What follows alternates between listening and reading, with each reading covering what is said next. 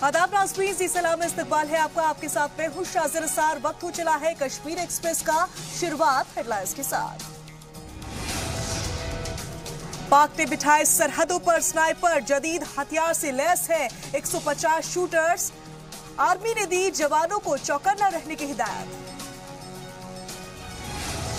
हाजिन में security force और मिलिटेंटों के बीच हुई मुठभेड़। सर्च ऑपरेशन के दौरान मिलिटेंटों ने की फायरिंग, एक जवान हुआ जख्मी। हुर्रियत लीडर यासिर मलिक हिरासत में, एहतजाजी रैली की कोशिश के दौरान पुलिस ने किया गिरफ्तार। लाल चौक पर करना चाहते थे एहतजाज।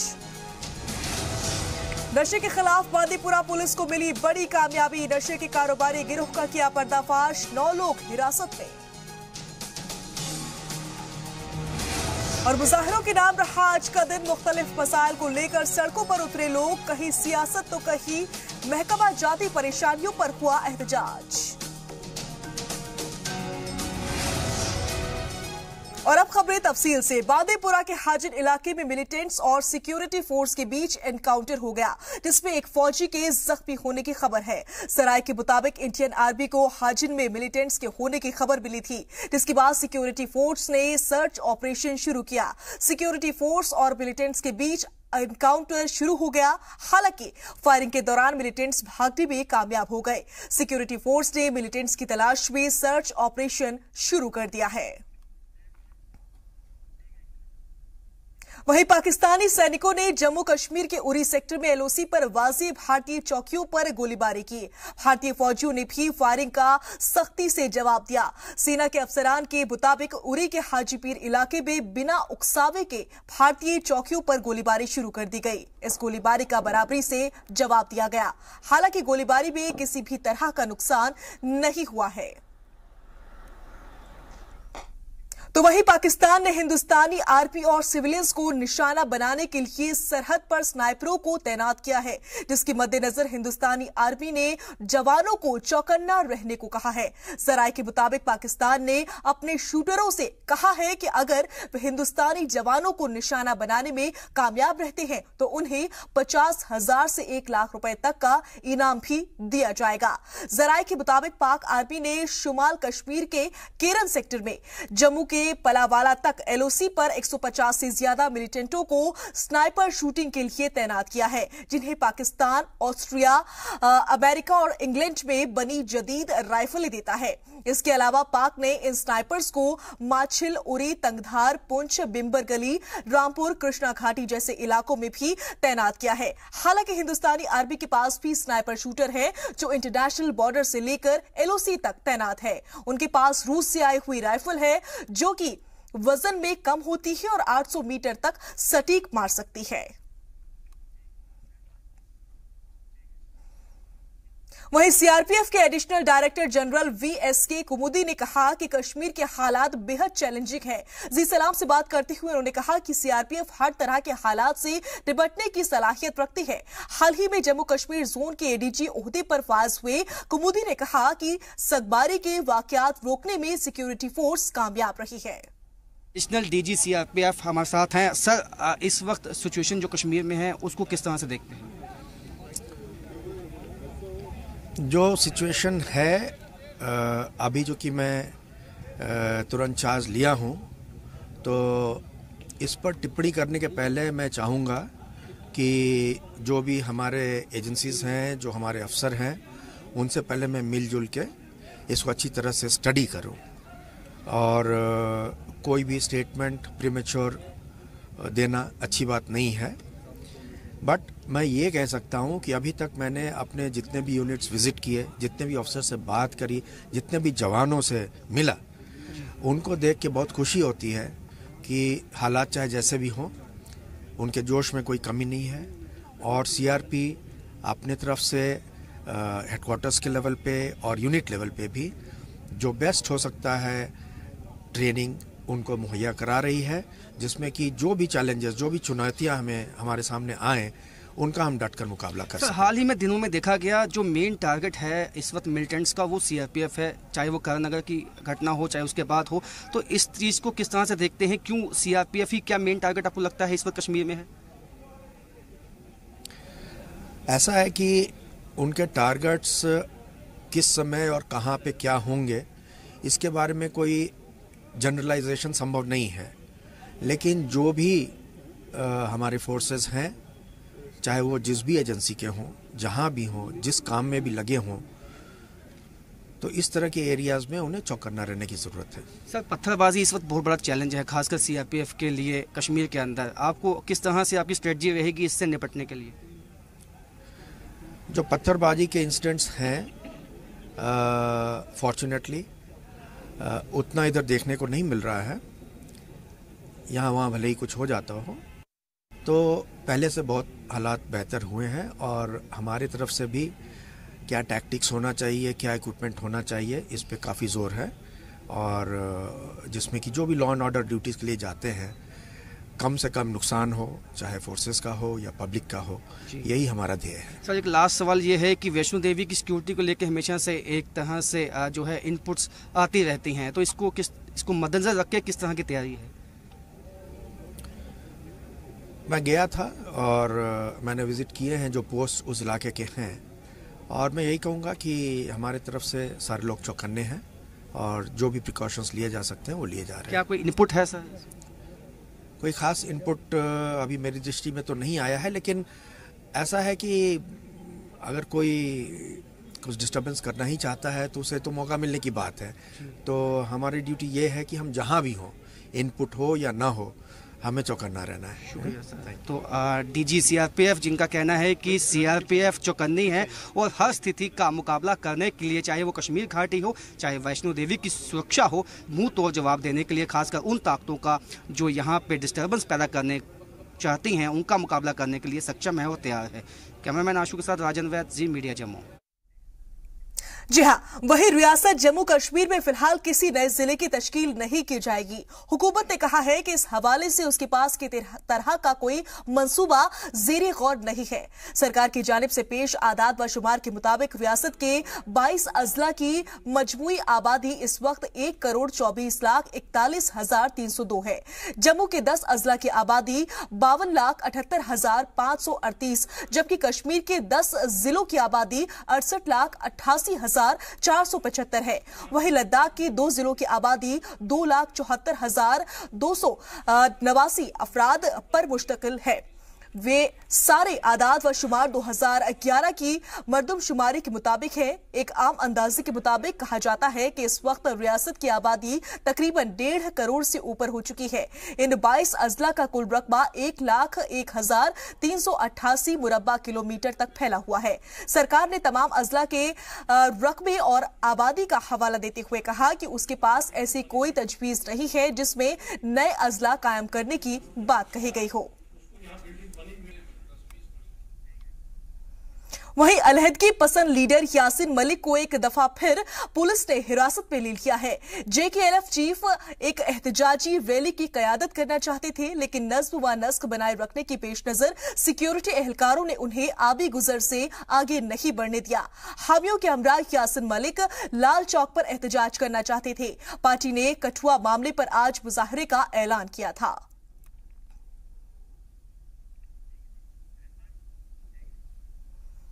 उधर कांग्रेस यूथ विंग के कारकुनान ने पंजाब बैंक घपले मामले को लेकर मुजाहरा किया। कांग्रेस कारकुनान जम्मू प्रेस क्लब पर इकट्ठा हुए और सिविल सेक्रेटेरिएट वाके पंजाब बैंक ब्रांच की जानिब कूच करने का इरादा किया, लेकिन पुलिस ने उन्हें रास्ते में ही रोक दिया।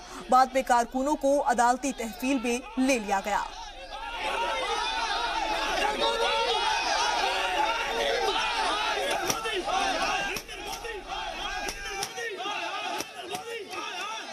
और चेतावनी देना चाहते हैं सेंट्रल सरकार को कि जल्द से जल्द इस चीज़ का एक्शन लिया जाए और इस पे सारी बातें क्लियर की जाए।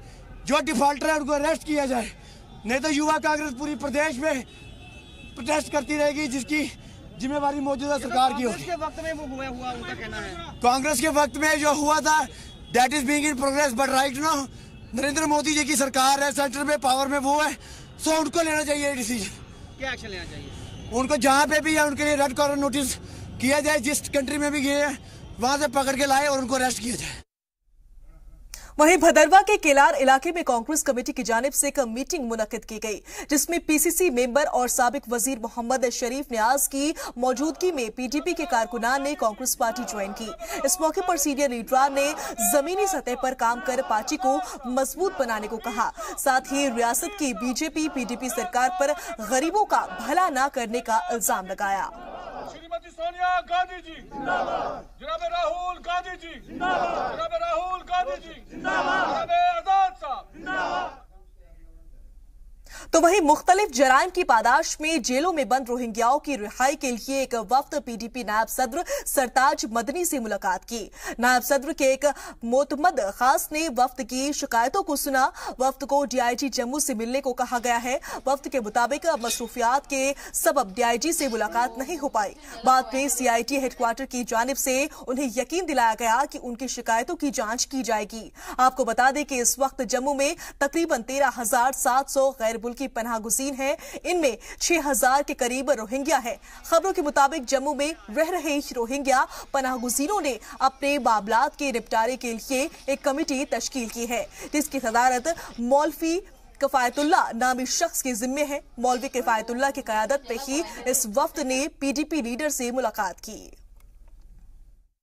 रियासत जम्मू कश्मीर में गुज़श्ता कई दहाइयों से यहाँ पर क़याम पजीर जो लोग रह रहे हैं, इनका ताल्लुक मुल्क के बाहर से है। हम रोहिंग्या की बात करें, बर्मा और बाकी ममालिक की बात करें, बांग्लादेश से आए हुए रिफ्यूजी की बात करें, जो कि एक बैनुल-अक़वामी कानून के रूह से यहाँ पर रह रहे हैं। दरअसल इन्हें आजकल बड़ी मुश्किलात हमारे साथ मौजूद हैं। चंद लोग हैं, इनके साथ बात करते हैं। जनाब, अपना नाम बताएँ। मेरा नाम मोहम्मद यूसुफ है।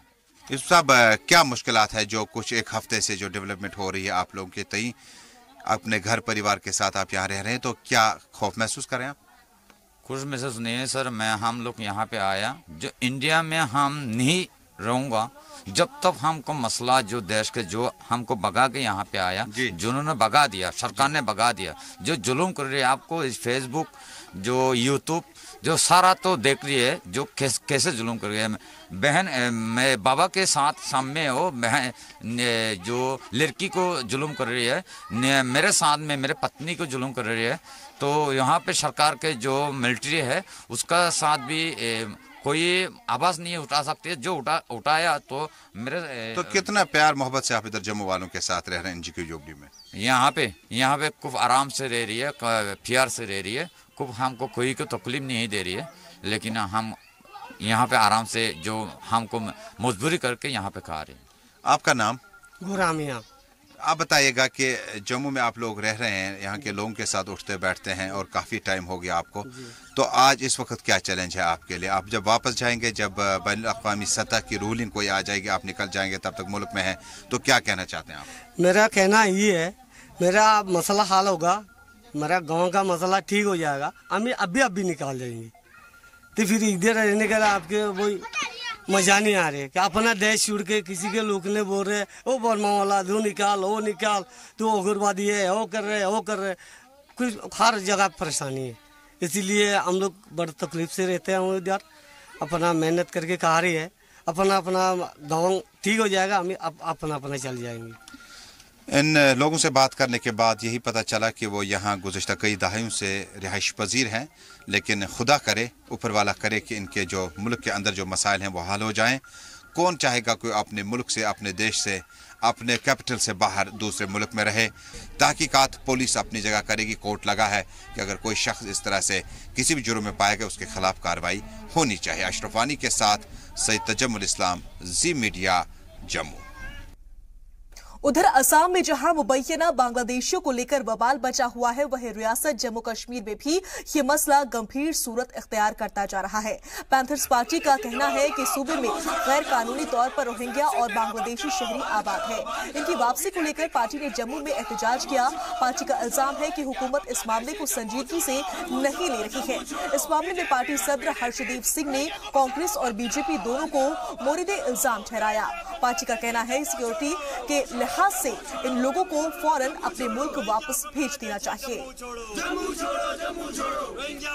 कि रोहिंग्याज और बांग्लादेशीज को जम्मू में बसाने के लिए जितना कांग्रेस जिम्मेदार है, उतना ही भारतीय जनता पार्टी भी दोषी है। जहां कांग्रेस के टाइम पे इनको यहां बसाया गया वहीं भारतीय जनता पार्टी की सरकार ने इनको पूरा शेल्टर दिया, इनको बिजली के कनेक्शन दिए, इनको पानी के कनेक्शन दिए, इनके आधार कार्ड बनाए गए, सरकारी स्कूलों में इनको जो है एडमिशन दी गई और स्टेट सब्जेक्ट तक इनके जो है वो बनाए गए। असेंबली के दौरान इस बात का खुलासा हुआ था पिछले वर्ष कि इनको स्टेट सब्जेक्ट भी इशू किए गए हैं और इसी सरकार ने ये कहा था कि जिन लोगों ने सर्टिफिकेट इशू किए हैं, जिन अधिकारियों ने इशू किए हैं, उनके खिलाफ कार्रवाई जो है वो की जाएगी। लेकिन कोई भी एक्शन इस सरकार द्वारा नहीं लिया जाना इस बात का संकेत है कि भारतीय जनता पार्टी ने कश्मीर सेंट्रिक फोर्सेस के दबाव में आकर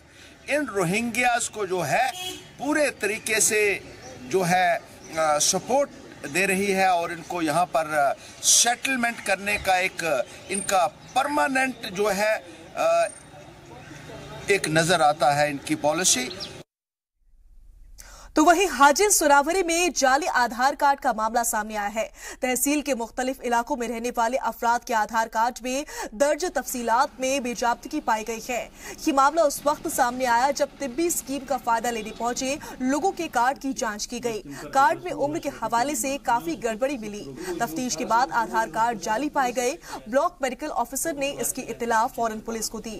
पुलिस ने कार्ड को जब्त कर मामले की तफ्तीश शुरू कर दी है। वाज़ेह हो कि अमूमन आधार कार्ड में नाम को लेकर काफी शिकायतें होती हैं। टाइपिंग एरर की वजह से लोगों को दिक्कतें भी बहुत होती हैं, लेकिन उम्र के खाने में गलती के इम्कानात कम होते हैं। जो भी लोग आते हैं दे आर कमिंग हियर कि हमें एज सर्टिफिकेट चाहिए। जो एग्जैक्ट एज वो हमें मेडिकल बोर्ड बांडीपोरा मैसर करते हैं एग्जैक्ट एज। तो यहाँ पर जो ब्लॉक लेवल में क्या करते हैं हम काम एज पर देयर सर्टिफिकेट, चाहे डेट ऑफ बर्थ, जो भी मैट्रिकुलेशन होते हैं उनकी, या आधार कार्ड या जिस इलेक्शन कार्ड, तो हम इसको as per Aadhaar card, as per election card हम उनको एज सर्टिफिकेट यहाँ पर देते हैं। तो अब कुछ दिनों में क्या हुआ, हमने 5-6 आदमी को पकड़े जिन्होंने डुप्लीकेट फ्रॉड ये बनाए हैं आधार कार्ड। तो उनमें आधों ने एज ज़्यादा की हैं, आधों में कम। अपने ज़रूरत के हिसाब से उन्होंने, हमने कुछ कार्ड्स पकड़े हैं यहाँ पे 5 कार्ड्स। तो जब मैंने थोड़ी सी अटॉप्सी उनके की कहाँ कौन बनाता है, उन्होंने कहा कि कोई कंप्यूटर वाला है मैं लोकल, तो वही बनाता है। So we have referred the case to police department. तो वो देखेंगे क्या इसमें सलाहियत है, तो कौन बंदा ये फ्रॉड आधार कार्ड बनाता है। उधर मंशियात फरोशी के खिलाफ बांदीपुरा पुलिस की मुहिम जारी है। पुलिस ने एक ऐसे गिरोह का पर्दाफाश किया जो आसपास के जिलों में मंशियात के कारोबार में मुलव्वस था। गिरोह में शामिल 9 अफराद को पुलिस ने हिरासत में लेकर उनके खिलाफ मामला दर्ज कर लिया है। मुलजिमीन के पास से पुलिस ने बड़ी मिकदार में नशीली अशिया बरामद की है। मामले की तफ्तीश के लिए एसएसपी की निगरानी में एक टीम भी तश्कील की गई है। एसएसपी शेख जुल्फिकार ने आवाम को इन अनासीर से होशियार रहने की अपील की है।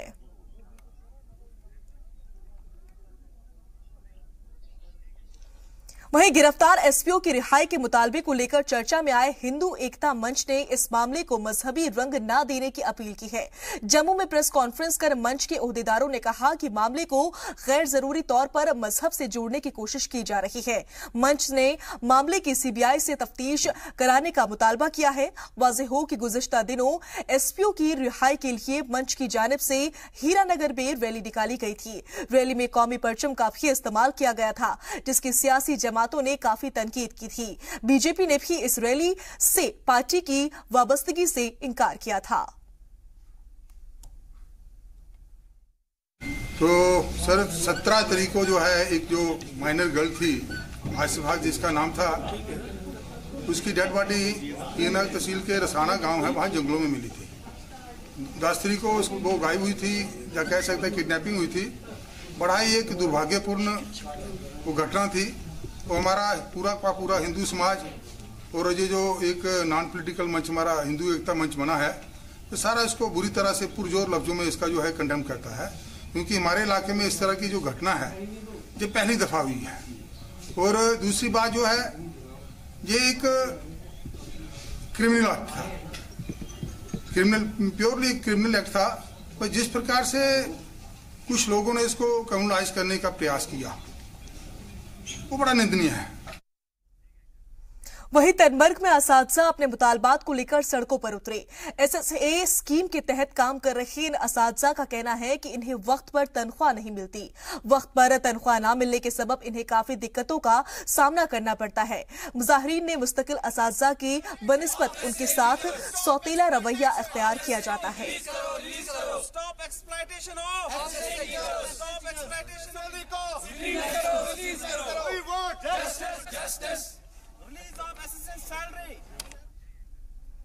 उधर पुंछ के DDC तारिक अहमद जरगार ने LOC पर वाक़ई बालाकोट के मुख्तलिफ इलाकों का दौरा कर हालात का जायजा लिया। वाज़ेह हो कि पीरगली, साधोर, धराटी, दारकलून, बसोनी और रमुलता जैसे इलाके LOC के बिल्कुल करीब आबाद है। इन इलाकों में पाकिस्तान की तरफ से होने वाली फायरिंग व गोलाबारी से काफी नुकसान होता है। मकामी लोग हर वक्त दहशत में रहते हैं। इस हवाले से जी सलाम मुसलसल खबरें दिखाता रहता है। DDC ने इन इलाकों में तिब्बी सहूलियात का खासतौर पर मुआयना किया। इस मौके पर इंतजामिया की जानिब से मकामी लोगों को मेडिकल किट सौंपी गई। DDC के हमरा मेंढर के SDM व ब्लॉक मेडिकल ऑफिसर, बालाकोट के तहसीलदार व BDO और मुख्तलिफ महकमों के एग्जीक्यूटिव इंजीनियर भी मौजूद रहे।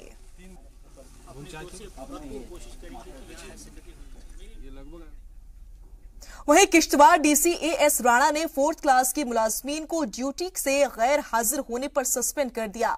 DC के इस फैसले पर मारवाह बारवान के लोगों ने गुस्से का इजहार किया। उनका कहना है कि आला अफसरान के बजाय DC निचली सतह के मुलाजमीन को सजा दे रहे हैं। उनका इल्जाम है कि ड्यूटी से गायब रहने वाले बड़े अफसरान पर कार्रवाई नहीं की जाती है। मुलाजमीन ने इस मामले में आला सतही जांच का मुतालबा किया है। इस मसले पर DC का कहना है कि अफसरान एक से ज्यादा महकमों का साथ संभाल रहे हैं, इसलिए उन्हें गैर हाजिर नहीं समझना चाहिए। आपकी वजह से हम सरकार से कहना चाहते हैं, भाई जो आप सिटअप उठा रहे हैं, जो बड़े मुलाजिम हैं उनके ऊपर कोई सिटअप नहीं उठा रहे हैं। जो बेचारे 4th क्लास मुलाजिम हैं उनके ऊपर उन्होंने ये आर्डर इम्प्लीमेंट किया, लेकिन जो बाकी बैठे हैं, जो किश्तवाड़ में बैठे हैं, जो इनके साथ घूमते रहते हैं, सरकार खामोश तमाशी बन के बैठी है। तो इसमें हम बड़े अफसोस की बात है कि हमको ये बार बार कहना पड़ता है कि हमसे क्या हो रहा है, लेकिन सुनने वाला कोई नहीं है जिसको बताए। लेकिन अब यही उम्मीद है कि आप कहीं ये हमारी बात पहुंचाएंगे तो ठीक। लोग जा रहे हैं, वहाँ कुछ दूसरे लोग जा रहे हैं जिनको रसाई है हमारे मंत्री साहब तक, हमारे MLA साहिबान तक। जो बेचारे आम गरीब लोग हैं वो वहाँ पर पड़े रहते हैं, महीनों पर पड़े रहते हैं। बीमार लोग हैं अभी यहाँ पर, वो पड़े रहते हैं। वहाँ चंद लोग आते हैं, भाई हमारे साथ कांटेक्ट करो, हमारे साथ आ जाओ, हम आपको भेज देंगे। चेकिंग जो है बिल्कुल रहेगी स्टाफ के ऊपर। स्टाफ जो है जो भी पोस्टेड जहाँ भी है उसको नौकरी करनी है अपनी। तो रही बात फ्यूचर की जो आप बात कर रहे हैं, इसी तरह से हमने तो इंस्ट्रक्शंस मैंने दे रखी हैं वहाँ, खास करके SHO साहब को, वहाँ जो मड़वा के SHO साहब हैं, या वार्ड 1 के हुए या दक्षिण के हुए, उनको क्लियर कट डायरेक्शंस हैं कि आप देखते रहिए इनको मुलाजमीन को, जो एब्सेंट रहता आप मेरे को रिपोर्ट फर्निश करिए, एक्शन होगा। जो नौकरी नहीं करेंगे, जिनको नहीं करने की ज़रूरत है, उनको हम डेडवुड में रेफर कर देंगे गवर्नमेंट को। गवर्नमेंट जिनको ज़रूरत है, जिनको जो सही तरह से नौकरी करेंगे तो उनको लगाएंगे। और इसी के साथ यहाँ रुकेंगे एक छोटे से ब्रेक के लिए। जल्द हाजिर होते हैं कुछ और खबरों के साथ।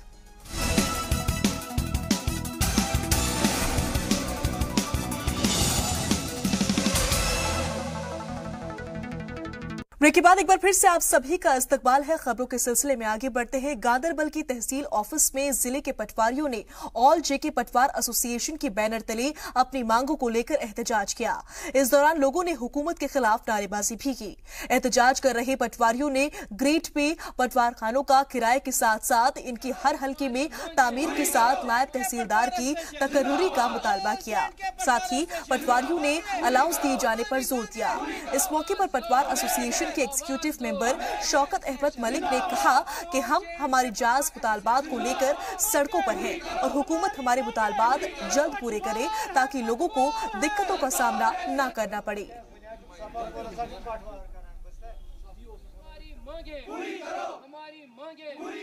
हमारी कुछ जायज़ मुतालबात हैं गवर्नमेंट से, जो हमने मुतअद्दिद बार हमने गवर्नमेंट से वो मुतालबात की हैं और गवर्नमेंट ने वो जेन्युइन डिमांड्स मान ली भी हैं और उसको लेके गवर्नमेंट ने एक हाई लेवल कमेटी बनाई थी जिसके एक चेयरमैन थे एडिशनल कमिश्नर, और रिपोर्ट आया कि कमेटी ने जो हमारी जायज़ मुतालबात थे उनको मान लिया, उनको रिकमेंड किया है। लेकिन तब से लेकर आज तक गवर्नमेंट हमसे खेल रही हैं, हमारे जज्बात के साथ, हमारे एहसास के साथ खेल रही हैं। और तब से हमने गवर्नमेंट से यही भी कहा था कि अगर आप हमारे जायज़ मुतालबात पूरा न करें तो हम सड़कों पे आए, और उसी का नतीजा है कि आज हम हड़ताल में बैठे। वहीं उधमपुर में पटवारी एसोसिएशन ने 4 दिनों की हड़ताल पर जाने का ऐलान किया। एसोसिएशन के बैनर तले पटवारियों ने ऑफिस की तामीर, प्रमोशन और पे ग्रेड में इजाफे के मुतालबे को लेकर मुजाहरा किया। मुजाहिरीन का कहना है कि मुस्तकिल तौर पर ऑफिस न होने से के सबब उन्हें खासी परेशानी उठानी पड़ती है। इसके अलावा उन्होंने प्रमोशन का भी मुद्दा उठाया। एसोसिएशन के मेंबर मोहम्मद अख्तर का कहना है कि गुज़िश्ता 4 सालों से न तो उनका प्रमोशन हुआ है और न ही तनख्वाह में इजाफा किया गया है।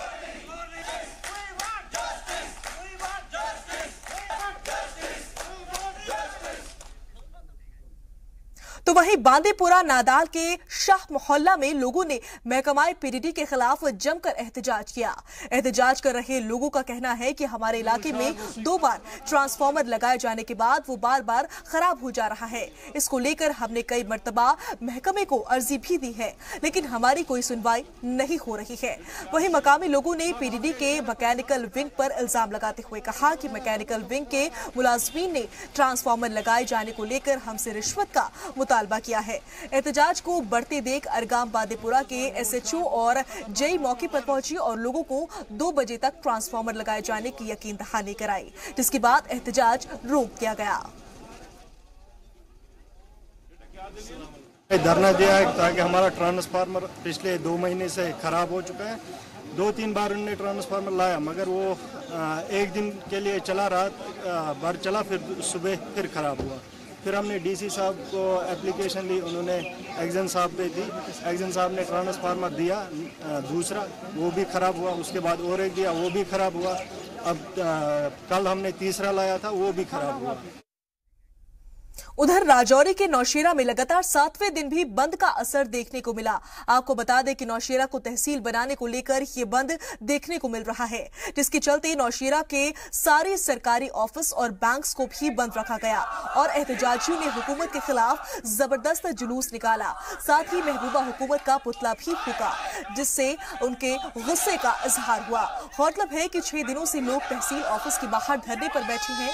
लोगों का मुतालबा है कि जब तक नौशेरा को जिले का दर्जा नहीं दिया जाता तब तक आंदोलन जारी रहेगा।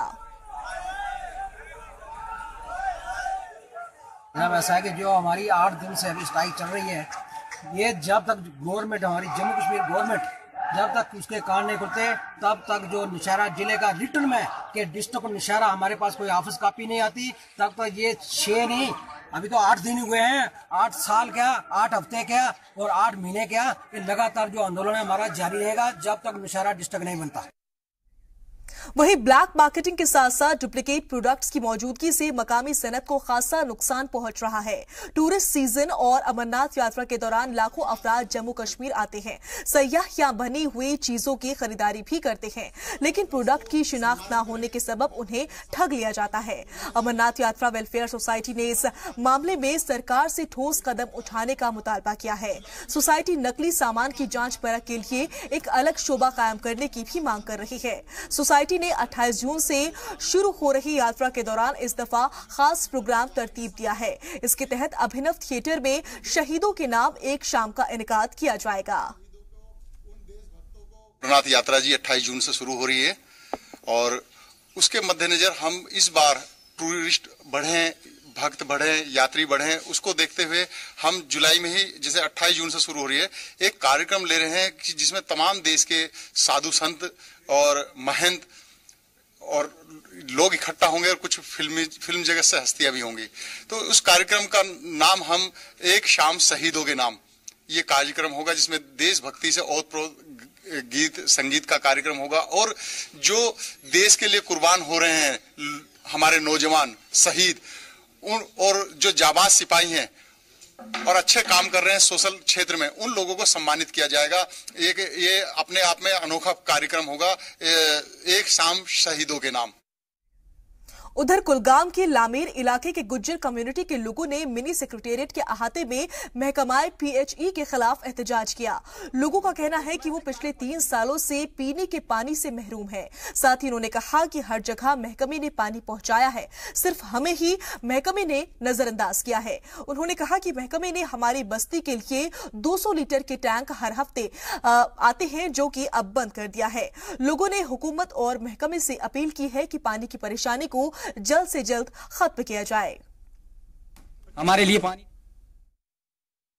2015 में उनको वाटर सप्लाई दी गई है सब गुजरों को, उसमें से घर 25 रह गए हैं जिनको उन्होंने कहा 10 दिन तक हम इनको भी पानी पहुंचाएंगे, लेकिन अभी 3 साल से हम वेट कर रहे हैं, हमें पानी नहीं। फिर हम एक्शन ऑफिस गए काजीगुंड, जब हम वहां पहुंचे हम पूरा दिन वहां बैठे रहे, लेकिन वहां किसी ने दरवाजा नहीं खोला। बोला एक्शन साहब टेंशन में है, आप गेट पर भी खड़े मत रहिए, हमें वहां वरांडा पर भी खड़े नहीं रहने दिया।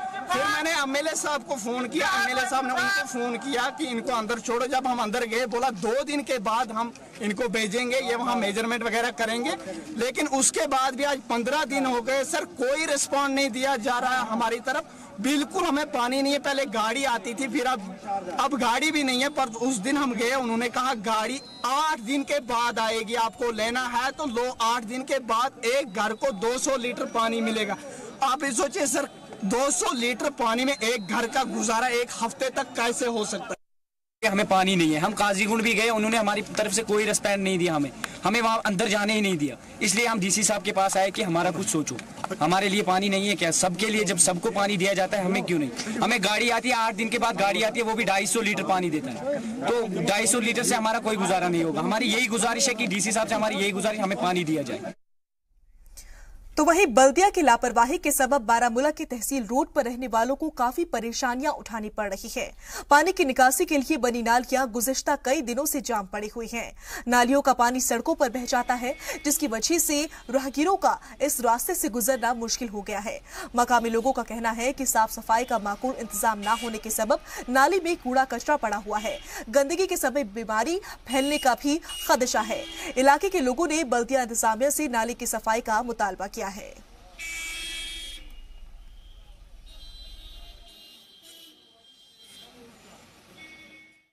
ये नेशनल हाईवे रोड है, ये यहाँ ये ड्रेन बनाया बीकावाल ने। आज से कोई आता नहीं है सामने ड्रेन को देखने, क्या बात है, क्या वजह है। लोग आते हैं इस ड्रेन में जाते हैं, बदबू आते हैं, कुत्ते मरते हैं इसमें, कुत्ते भी वहाँ वो आते हैं, दुकानदार परेशान है। मेहरबानी करके इस ड्रेन को कुछ जायजा। नाली है, इस पर लाखों रुपया गवर्नमेंट ने खर्च किया है। वो इंजीनियर भी नाअहल है जिन्होंने ये नाली बनाई, जिसका ये ड्रेन आउटफ्लो होता ही नहीं है। उस इंजीनियर के खिलाफ यहाँ के डिप्टी कमिश्नर को FIR लॉन्च करना चाहिए। जहाँ पर भी उसकी इस वक्त पोस्टिंग होगी, उस जई को चाहिए बीकानेर बनाए या R&B वालों ने बनाए या ड्रेनेज वालों ने बनाए। ड्रेनेज का महकमा श्रीनगर में है और वो सिर्फ यहाँ पर अपनी मनपसंद के ठेकेदारों को ठेका देते हैं, उनको लाखों रुपया उनको अलॉट करते हैं और बाद में ये ड्रेनें फेल हो जाती है विद इन 6 मंथ्स। वहीं पट्टन में ICDS सेंटर में न्यूट्रिशन के न होने की वजह से हामला खातून और बच्चों को बहुत मुश्किल का सामना करना पड़ रहा है। मकामी लोगों के मुताबिक हमारे बच्चों और हामला खातून को ICDS सेंटर नहीं भेज रहे हैं क्योंकि वहां कोई न्यूट्रिशन नहीं है, जिसकी सबब पिछले 6 महीनों से खवातीन ने किसी न्यूट्रिशन से बात नहीं की है। जब इस मसले पर ICDS सदर से बात की गई तो उन्होंने इस बात पर हामी भरी और कहा कि हमारे यहाँ कोई न्यूट्रिशन नहीं है। हमारे पास चावल है, लेकिन आज मूंग भी नहीं, आज हल्दी भी नहीं, आज नमक भी नहीं। बाकी तो हम सेंटर पे काम कर रहे हैं। आज हमारी इम्यूनाइजेशन भी चल रही है, ये हेल्थ का काम भी चल रहा है और सर्वे भी चल रहा है। हमारे बच्चे आ रहे हैं न्यूट्रिशन की वजह से, लेकिन आज न्यूट्रिशन नहीं है, हमारे पास बच्चे भी नहीं आ रहे हैं। वर्कर्स और हेल्पर्स ड्यूटी दे रहे हैं, लेकिन हमारा तनख्वाह भी नहीं है, हमारे किराया भी नहीं है। हमारे पिछले 6 महीनों से स्टेट शेयर, सेंटर शेयर भी बंद है। प्रेग्नेंट लेडीज की, हाँ लेडीज के लिए आज आप क्या करते हैं? सर, हम प्रेग्नेंट लेडीज को आज हम इम्यूनाइजेशन दे रही है, लेकिन न्यूट्रिशन नहीं दे रहे हैं। हमारे पास है नहीं तो हम क्या दे देंगे उसको, हमारे पास खाली चावल है आज। और इसी के साथ यहां रुकेंगे एक और छोटी सी ब्रेक के लिए। जल्द हाजिर होते हैं कुछ और खबरों के साथ।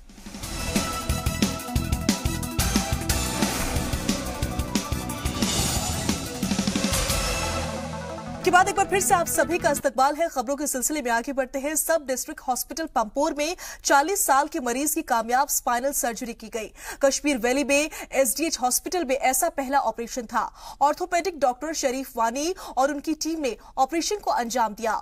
डॉक्टर्स के मुताबिक 40 साल का मरीज पिछले 10 साल से स्पाइनल इंजरी के चलते दर्द से जूझ रहा था। उसे किसी तरह के इलाज से आराम नहीं मिल रहा था, जिसके बाद स्पाइनल सर्जरी का फैसला लिया गया, जो कामयाब रहा। कामयाब ऑपरेशन होने पर मकामी लोगों ने ब्लॉक मेडिकल ऑफिसर और डॉक्टरों की तारीफ की। डॉक्टरों का कहना है कि एसडीएच पंपोर में स्पाइनल इंजरी के मरीजों का इलाज होने से मकामी लोगों के लिए भी सुकून की बात है।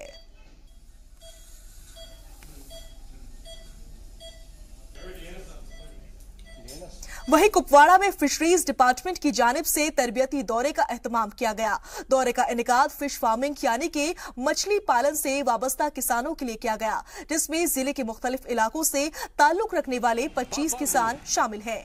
Assistant director fisheries Shaukat Ahmad Bhat ने दौरे को हरी झंडी दिखाकर रवाना किया। दौरे के दौरान किसानों को फिश फार्म देखने का मौका मिलेगा, जिन्हें देखकर वो जान सकेंगे कि इनकी अफजाइश में कौन सा तरीकेकार ज्यादा मुफीद होगा। रवानगी से कबल असिस्टेंट डायरेक्टर ने किसानों को फिश फार्मिंग से होने वाले फायदे की जानकारी दी।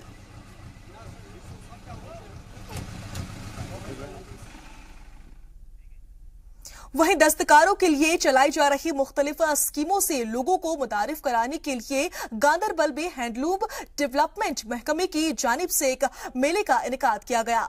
मेले में शामिल लोगों को दस्तकारी के फन को तरक्की देने के लिए सरकारी स्कीमों की जानकारी दी गई। वाज़ेह हो कि रियासत में दस्तकारी रोजगार का एक अहम जरिया है। मर्दों के साथ साथ घरेलू खवातीन भी इस रोजगार से जुड़ी हुई हैं। मेले में सरकारी स्कीमों से फायदा उठाने की लोगों को तरकीब दी गई। मेले में जिले के आला अफसरान के अलावा बड़ी तादाद में मकामी लोग शामिल हुए। आज पश्मीना वीविंग सेंटर ने यहाँ कैंप लगाया है। कैंप का इनेकाद इन्होंने आज किया है पहली बार यहाँ पर। तो इसका मकसद है कि वीवर को फ़ायदा पहुँचना चाहिए कि ऑल इंडिया गवर्नमेंट की तरफ से भी और स्टेट गवर्नमेंट की तरफ से। स्टेट गवर्नमेंट पहले से ही फ़ायदा दे रहा है, इनको लोन दे रहा है, जिसमें 10% इनको सब्सिडी भी मिलती है जो नाबार्ड की तरफ से मिलती है। आज इन्होंने अब हैंडलूम ऑल इंडिया हैंडलूम वालों ने भी यहाँ पर लगाए। उन्होंने बोला हमें इनको एजुकेशन की तरफ से 70% जो इनकी जानकारी अभी देंगे सर, और इसके और जो यहाँ के बुनकर हैं उनको बहुत फ़ायदा मिलेगा। ये जो प्रोग्राम है हैंडलूम डेवलपमेंट कॉरपोरेशन की तरफ से, ये एक हाथ कला सहयोग का एक प्रोग्राम यहाँ पे है, जिसका मुद्दा और मकसद ये है कि हम जो भी प्रोग्राम्स है हुकूमत की तरफ से, उनकी अवेयरनेस हम आवाम को देंगे। ख़ास तौर पर हमारे जो यहाँ पे कारीगर लोग हैं जानकारी देंगे कि कौन कौन से प्रोग्राम्स उनके लिए गवर्नमेंट ने। पूरे देश में ये हस्तकला सहयोग शिविर कैंप लगाया गया है ताकि हम वीवर्स के, जहाँ पर वीवर्स का क्लस्टर पॉकेट वीवर्स का है, वहाँ पर जाएं और उनको गवर्नमेंट ऑफ इंडिया की तरफ से जो भी स्कीमें लॉन्च हुई है उनको बारे में उनको पूरी अवेयरनेस दें, पूरी जानकारी दें, ताकि ये जो हमारे बुनकरान है ये उसका फ़ायदा उठा सके। जिसमें हमारे वीवर मुद्रा लोन स्कीम है, हमारा बीम है, एक बीम ऐप है, हमारा ईदागा है, हमारा प्रधानमंत्री ज्योति बीमा योजना है। उधर जम्मू में मुनाकिद फुटबॉल टूर्नामेंट का खिताब मेजबान टीम ने जीत लिया है। परेड ग्राउंड में खेले गए फाइनल में नागबड़ी स्कूल की टीम ने किश्तवाड़ को 2-1 से शिकस्त दी। फातेह टीम को ट्रॉफी के साथ साथ 25,000 रुपए का चेक भी दिया गया, जबकि रनर्स अप को 20,000 का चेक दिया गया। सिविक्स एक्शन प्रोग्राम के तहत इस टूर्नामेंट का एहतमाम सीआरपीएफ की जानिब से किया गया था। आपको बता दें कि वजारत दाखिला की पहल पर जिला इंतजामिया व सिक्योरिटी फोर्स की जानिब से रियासत की सतह पर मुख्तलिफ खेलों के टूर्नामेंट का एहतमाम किया जाता है। इसका मकसद नौजवानों को खेल की तरफ करना और गलत राह से बचाना है।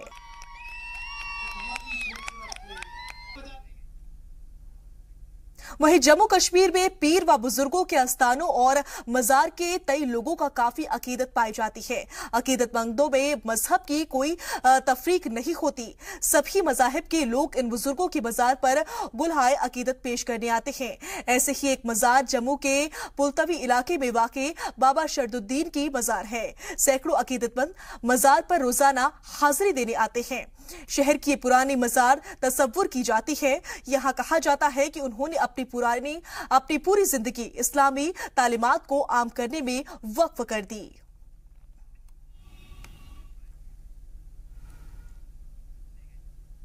उधर जिला पुलिस की जानिब से कुलगाम में इंडोर स्पोर्ट्स के मुकाबले मुनक्किद किए गए। इसके तहत carrom, TT, kho kho, throw ball, badminton समेत मुख्तलिफ खेलों के मुकाबले हुए। मुकाबलों में मुख्तलिफ स्कूलों के तलबा ने शिरकत की। आज का ये प्रोग्राम यहाँ कुलगाम के बच्चों के लिए हमने इंडोर, इसमें 6 स्ट्रीम्स है, badminton, volleyball, table tennis, chess, carrom और बॉक्सिंग भी। आज कुलगाम से शुरू होने वाला ये प्रोग्राम अब आगे हम बढ़ाते हुए जाएंगे। दमहाल, हांजीपुरा, यारीपुरा, कईमू और दिवसर, काजीगुंड, हर एक जगह पे इसको हम हेल्ड करेंगे और उसके बाद फाइनल जो है इस प्रोग्राम का फिर से वापस हम कुलगाम में करेंगे। हम चाहते हैं सिविक एक्शन प्रोग्राम के थ्रू यहाँ के बच्चों को एक खेल कूद का माहौल और एक अच्छा माहौल पैदा करें और बच्चों की जो इंडिविजुअल स्पोर्ट्स में जो टैलेंट है उस टैलेंट को उभारें। हम पूरी कोशिश करेंगे कि कुलगाम के बच्चों के अंदर जो टैलेंट है उसको नेशनल लेवल, इंटरनेशनल लेवल तक पहुंचाने के लिए हमारी तरफ से जो हो सकता है वो पूरी कोशिश हम करते हैं। वहीं रामबन में खातून को उनके हुकूक के बारे में बेदार करने के मकसद से 2 रोजा लीगल अवेयरनेस प्रोग्राम मुनक्किद किया गया। नेशनल कमीशन फॉर वुमेन और Jammu Kashmir state for women के कोलैबोरेशन से मुनक्किद इस प्रोग्राम में कसीर तादाद में अफसरान, स्कूल और कॉलेज के तलबा ने हिस्सा लिया। इस मौके पर स्टेट कमिश्नर फॉर वुमेन की चेयरपर्सन नईमा अहमद ने खातून को उनके हुकूक के बारे में बेदार करने के लिए कानूनी अदारों को आगे आने को कहा। इस मौके पर एडवोकेट बलबीर सिंह और बहार अहमद ने हिंदू मैरिज एक्ट और मुस्लिम पर्सन लॉ बोर्ड पर रोशनी डाली, तो दूसरे मुकर्ररीन ने समाजी हैसियत पर रोशनी डाली।